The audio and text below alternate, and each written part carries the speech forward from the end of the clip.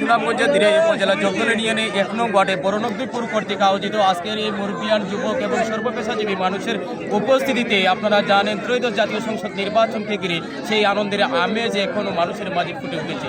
সেখানে রয়েছে মানুষের উন্নয়নমূলক কাজ নিয়ে প্রত্যাশা রয়েছে এবং আপনারা জানেন দীর্ঘদিন যাবৎ যে বিএনপি সুনামগঞ্জের তৃণমূলের পাশে থেকে যিনি এই রাস্তায় ঘাটে মানুষের পাশে থাকার চেষ্টা করেছিলেন তিনি হচ্ছেন আপামর জনতার কান্ডারি জনাব নাসিরউদ্দিন চৌধুরীকে আগামী নির্বাচনে ত্রয়োদশ জাতীয় সংসদ নির্বাচনে ১ নং ওয়ার্ডে বড়নকদীপুর সেন্টার থেকে তারা বিজয়ী লাভ করবেন এই প্রত্যাশা কিন্তু ইতিমধ্যে বক্তারা বক্তব্য রেখেছেন এবং বক্তারা আরও বক্তব্যে জানান যে আগামী নির্বাচনে ত্রয়োদশ জাতীয় সংসদ নির্বাচনে যদি নাসিরউদ্দিন চৌধুরী বিজয়ী লাভ করেন তাহলে ১ নং ওয়ার্ড থেকেই উন্নয়নের কাজ শুরু হবে।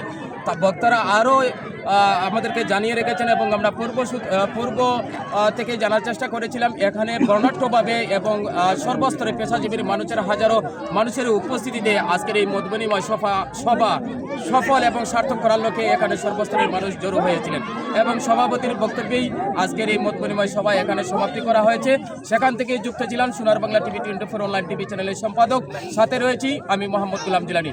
আপনারা জানেন যে দিরাই সাল্লার তথ্যপাত্য বিষয় এবং বস্তুনিষ্ঠ সংবাদ সবসময় আমরা সাহসিকতার সহিত প্রচার করার চেষ্টা করে থাকি।